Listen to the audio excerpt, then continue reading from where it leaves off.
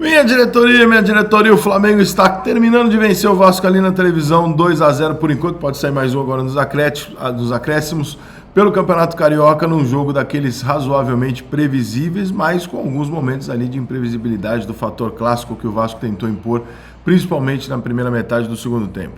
Cara, o desnível dos dois times é um negócio muito forte. Então, fazer uma análise baseada em Flamengo e Vasco, você tenta já jogar a coisa para uma certa igualdade, pelos dois times, pelo tamanho dos dois clubes, pelo clássico, mas não é um cenário de igualdade, passa muito longe disso.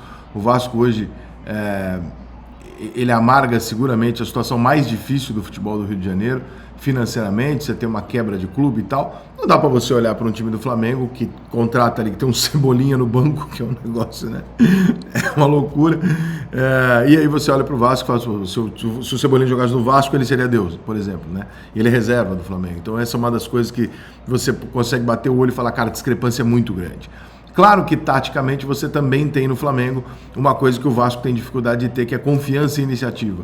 E a única coisa que mudou, além de um detalhe, um ajuste ou outro taticamente no segundo tempo, para que o Vasco tivesse tocado bola e ido para cima do Flamengo como um time que condiz com sua camisa, com o seu tamanho, foi exatamente isso, uma mudança de uma posturazinha, de uma confiança, de falar, cara, nós estamos perdendo, não vai mudar porra nenhuma, vai perder de 3, não muda merda nenhuma, vamos jogar, porra.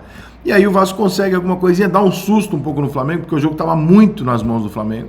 O Flamengo tocava a bola do jeito que ele queria, avançava pelos dois lados e tal. Não criava oportunidade de gol uma atrás da outra, é bem verdade. Né? Uma característica do time do Carille se defender bem. Mas o time do Flamengo era extremamente superior. E o Vasco segue com os mesmos problemas que ele tinha nos últimos meses, para não falar até mais de um ano. O Vasco tem o Verratti, e aí o Vasco joga a bola no Verratti. Essa é a jogada de ataque do Vasco, todas as bolas do Vasco são jogar a bola no Verratti. E aí você pode estar pensando, pô, mas eu estou jogando num cara grande que vai ganhar no cabeceio. É verdade, a possibilidade que você tem é essa. Agora, se a bola não for na cabeça do Verratti, ele erra e atrapalha, entre aspas, todas as outras jogadas, porque o Verratti não faz um grande pivô, o Verratti não domina a bola bem, o Verratti não sai bem da área, o Verratti não é veloz, não tem o drible. Então você fica muito limitado a um jogador que você fala, pô, ele pode ser o alvo da bola final. O que ele não pode ser é parte fundamental da montagem do ataque. Essa bola tem que chegar pro Verratti finalizar, não pro Verratti fazer parte da jogada. Então, o Vasco fica, obviamente, esperando que Coutinho, Payet, os jogadores que forem entrando durante o jogo, que essa bola seja trabalhada para que não chegue na obviedade de chegar numa linha de fundo e o Piton, ou o lateral direito do Vasco, seja o Puma, seja quem for, fazer o lançamento, o cruzamento na área pro Verratti. O tempo inteiro só isso, sem ter um contra-ataque bem montado, sem ter uma retomada de bola na intermediária, sem ter alternativas durante o jogo, fica muito fácil você neutralizar o Vasco. Então, mesmo quando o Vasco consegue, durante o jogo, criar uma oportunidade ali de falar, pô, tô no jogo, tô tocando a bola, tô chegando, o Flamengo rapidamente entende que ele vai tocar, ele vai chegar, mas eu sei o que ele vai fazer. Você não sabe o que o Flamengo vai fazer. E aí entra a qualidade individual. Você não pega a bola lá da contusão do Michael, e você não pega uma bola daquela do Luiz Araújo e você vê um jogador do Vasco fazer aquilo. Não que não possa, tá? Mas é o que não acontece. O Coutinho pode, mas ele não faz. O Payet pode, mas ele não faz. Então, na medida que você soma confiança, com falta de resultado, com um trabalho mais recente, com um treinador que não é um treinador de um jogo ofensivo, com tudo que está vivendo o Vasco e com todas as condições que tem o Flamengo, cara, é um jogo muito desigual, embora seja um clássico e o Vasco tivesse tido a oportunidade em alguns momentos do jogo de empatar. Se a gente ignorar que o Flamengo também teve chance de fazer 2 gols, 3 gols no primeiro tempo, né? Que esse era... o Flamengo saiu do primeiro tempo, saiu barato pro Vasco, 1-0 no primeiro tempo. Por isso ele volta pro jogo no segundo tempo. Cara, não acho que é uma situação imprevisível. Eu sei que o Vascaíno hoje está muito puto, né? Mas não é imprevisível.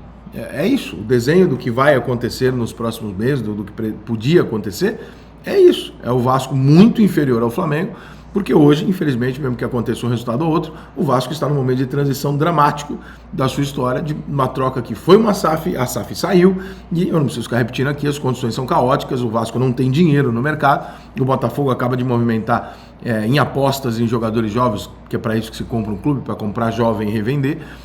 Não comprou ninguém assim que você fala, porra, é uma puta solução imediata, né, e tal, mas são jovens.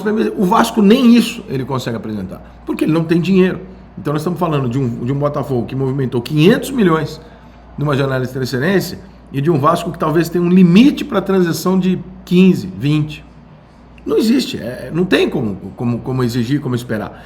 E aí vem as discussões também em cima de, pô, mas tem que vender, não tem que vender. Gente, olha só, o Pedrinho não está sentado na mesa com um papel, com uma proposta na frente dele, ele está se recusando a assinar. Não veio a proposta, não tem proposta ainda para a compra do Vasco. Então, não adianta chorar, não adianta ficar puto. Isso é resquício de 30 anos de problemas e má administração. Não é um resquício de 6 meses, de 1 ano, etc. E do outro lado, como diria um amigo meu, alô Daniel Avelino, meu parceiro, meu irmão, ele fala uma coisa sobre esse time do Flamengo que é do caralho. Além de muito bem ajeitado, além do Felipe estar bem pra caralho, os caras compraram o que o Felipe pediu. Claramente os jogadores do Flamengo compraram o que o Felipe pediu. Então, às vezes vai ter momentos que as coisas não vão dar certo, às vezes vão ter momentos... E eu encontrei o Felipe aqui no Rio esses dias, eu falei pra ele, assim, vai vir a derrota.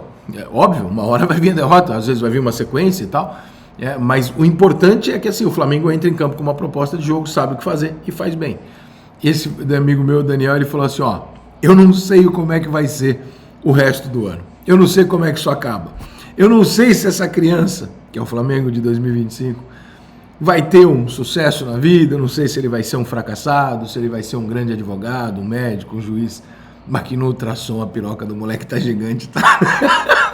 E essa definição é brilhante, o início do Flamengo, né, o começo do Flamengo de 2025, é de você olhar e falar, pô, isso aqui é um esboço do que vem aí, puta que eu pariu, vou ser campeão esse ano. E tá muito na cara que o Flamengo é um time que vai disputar título, isso é indiscutivelmente o mais provável. Não significa que vai ganhar, porque você tem outros adversários, mas é um time que tem transição, que tem contra-ataque, que tem individualidade, que tem o coletivo, que tem a proposta de jogo, que tem o mais difícil no futebol hoje, que é você pegar a bola e ir pra cima do seu adversário, o seu adversário com os 11 jogadores postados e ainda assim você conseguir finalizar.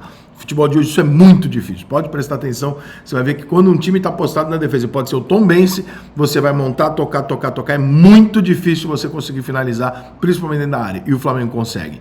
Então, tá longe de ser ainda o Flamengo dos sonhos, obviamente, nós estamos no começo do ano, mas o ultrassom é bonito.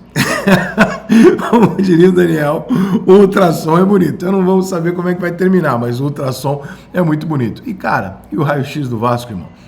A gente sabia o que ia acontecer quando fizesse esse exame. Então a gente só está constatando o óbvio. Era esperar um milagre, me acreditar que falasse, não, peraí, o Vasco vai começar o ano e aquele câncer que tinha ali vai desaparecer sem eu ter tomado nenhum remédio e feito nenhuma quimioterapia. O câncer está lá, não tem como resolver. Vai resolver com tempo, com investimento, com uma série de fatores, mas está longe de ser resolvido. Resultado razoavelmente previsível e muito justo, porque os dois times tinham para apresentar hoje.